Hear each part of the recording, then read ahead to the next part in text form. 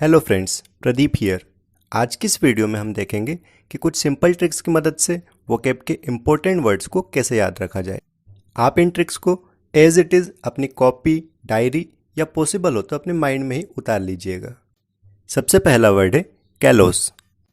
जब हम इसका प्रोनाउंसिएशन कर रहे हैं तो इसमें केला आता है। केला मीन्स बनाना। नाउ इमेजिन आप किसी को गिराना चाहते हैं। आपने केला खाया और छिलका उसका सड़क पे फेंक दिया। जिसको आप गिराना चाहते हैं वो आया, उसका पैर छिलके पे पड़ेगा और वो गिर गया। वैसे आप इतने बुरे नहीं हो, we just imagined a situation. यहाँ हमने बैड इंटेंशन के साथ सामने वाले को गिराना चाहा, तो हम केलोस को रिलेट करेंगे केला, और केला से हमारे दिमाग में आएगा कि हम किसी के प्रति बुरी भावना रख रहे हैं। तो केलोस का मतलब किसी के प्रति बुरी भावना रखना। अगला वर्ड है एबेट।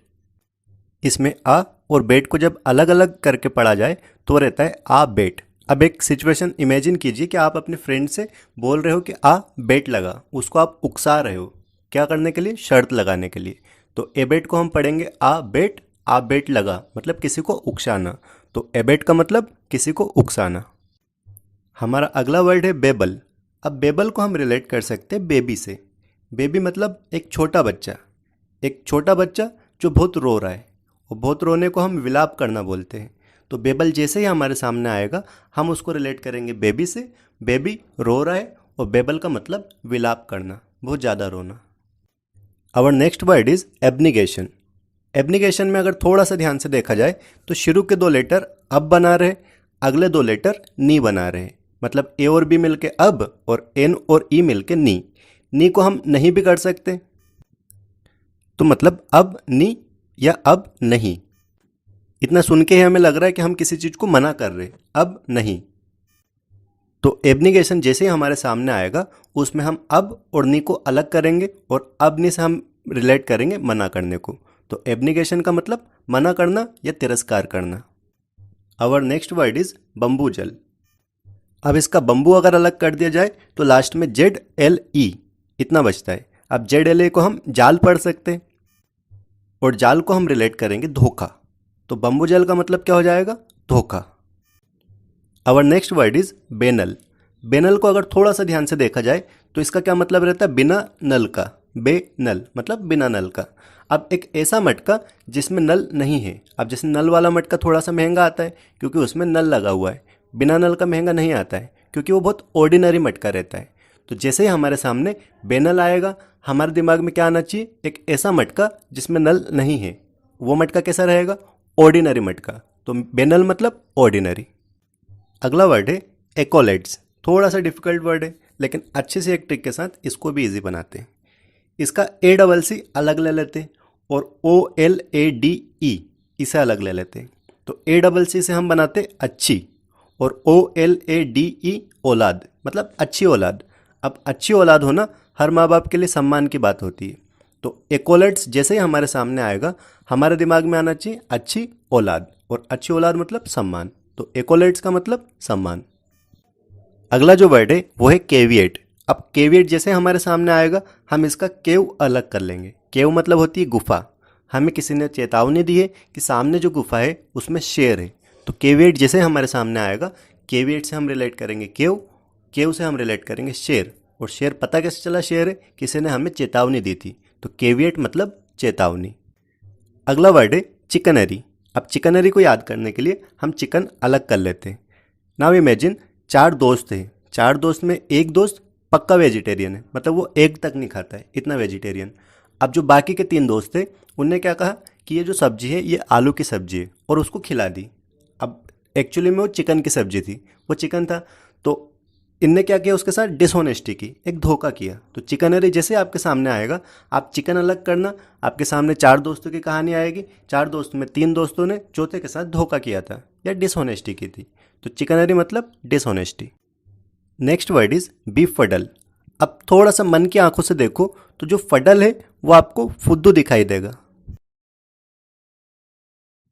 नहीं चौंकिए मत, कुछ याद अगर करना है तो बना सकते, ट्रिक कुछ भी बना सकते।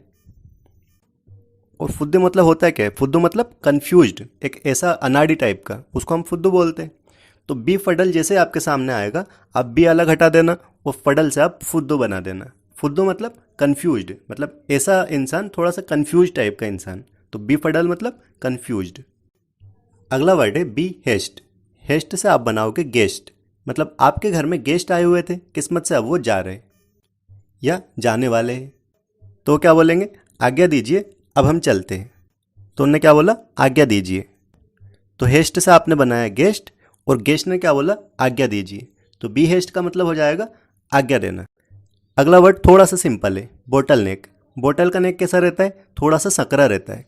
तो बोटल नेक का मतलब सकरा। अगला वर्ड है डेफ्ट। डेफ्ट से आप बनाओगे लेफ्ट। अब मुझे साइंस का इतना तो नहीं पता, लेकिन जनरली लोग बोलते हैं कि हमारा लेफ्ट ब्रेन बहुत स्ट्रोंग रहता है, मतलब थोड़ा सा ऐसे जुगाड़ी टाइप का रहता है, स्किलफुल रहता है। तो डेफ्ट से आपने बनाया लेफ्ट, लेफ्ट से आपके दिमाग में आएगा लेफ्ट ब्रेन। अब लेफ्ट ब्रेन कैसा है, थोड़ा सा स्किलफुल है, मतलब कि वो कहीं से भी कुछ जुगाड़ लगा लेगा या कोई भी चीज़ याद अच्छे से रख लेगा, थोड़ा सा एक्स्ट्रा ऑर्डिनरी पावर टाइप का भी हम मान सकते हैं। तो डेफ्ट से आपने बनाया लेफ्ट, लेफ्ट मतलब स्किलफुल। तो डेफ्ट मतलब क्या होगा, skillful. Next word is diabolism. Diabolism को अगर थोड़ा सा ध्यान से देखो तो उसमें दिखेगा हमें बॉल। अब बॉल हमारी एक बड़ी सी बॉल है कांच की, जैसे हॉरर मूवीज रहती है तो उसमें एक जादूगर नहीं रहती, उसके पास बड़ी सी बॉल रहती है जिसमें देख के वो सब कुछ बता देती है। तो डायबोलिज्म जैसे ही आपके सामने आएगा, आपकी नज़र पड़ेगी बॉल पे। बॉल कैसी, एक बड़ी सी बॉल। एक बड़ी सी बॉल मतलब जादू टोना टाइप का। तो डायबोलिज्म मतलब जादू टोना। Next word is derogatory.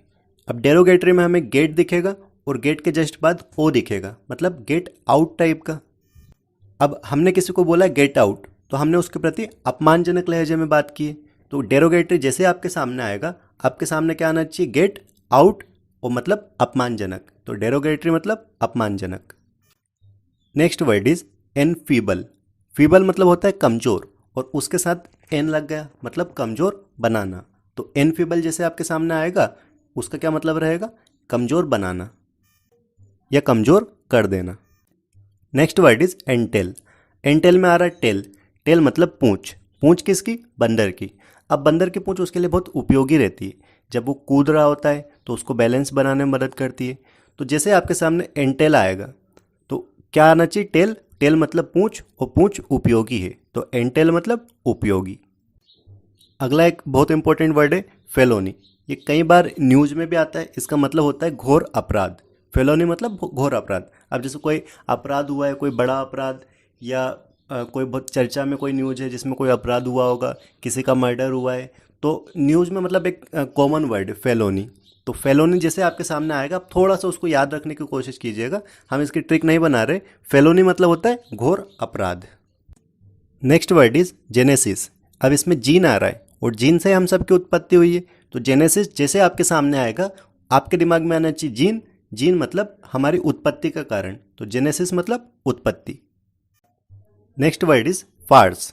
अब FARCE, ये है फार्स। अब इसको थोड़ा सा हम चेंज करते, जो ए है उसको आई बना दो, तो इसको हम पढ़ सकते फिर से। फिर से मतलब एक बच्चा अपनी मम्मी से पैसे मांग रहा है, बहुत रो रहा है या बहुत मनाने की कोशिश कर रहा है, मम्मी क्या बोलेगी, फिर से नौटंकी कर रहा है, फिर से नौटंकी कर रहा है। तो फार्स जैसे आपके सामने आएगा, उसको कैसे पढ़ोगे, फिर से नौटंकी। तो फार्स मतलब नौटंकी। अब आज की इस वीडियो के लास्ट 5 और कंक्लूसिव वर्ड्स। फजी मतलब होता है अस्पष्ट, मतलब जो क्लियर नहीं है, उसको हम बोलते हैं फजी। एंग्यूश मतलब बहुत दुख वाली सिचुएशन। इसका सिनोनिम है एगोनी, मतलब बहुत ज़्यादा सफ़र कर रहा है, बहुत किसी पेन से या किसी दुख से बहुत ज़्यादा सफ़र कर रहा है, उसको हम बोलते हैं एंग्यूश या एगोनी। अगला है फ्लाउट। फ्लाउट मतलब अवज्ञा करना, कोई आज्ञा नहीं मानना। फिर फ्लेयर। फ्लेयर मतलब होता है स्वभाव। और लास्ट है आपका एपिथेट। एपिथेट मतलब tag. So far we have discussed some of the most important words of vocabulary with some short tricks so as to remember these words. I hope this video would be helpful for you. Please subscribe for more such videos. Thank you so much.